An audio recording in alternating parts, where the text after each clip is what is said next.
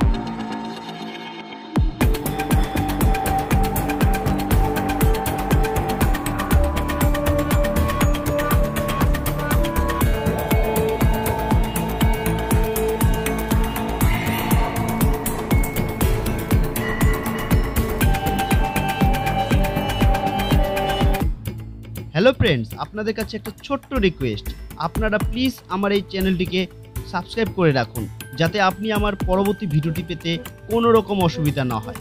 আর হ্যাঁ, আপনারা অবশ্যই জানান আপনি কোন বিধানসভার অন্তর্গত এবং কোন দলকে সাপোর্ট করেন, জানান আমার কমেন্ট বক্সে।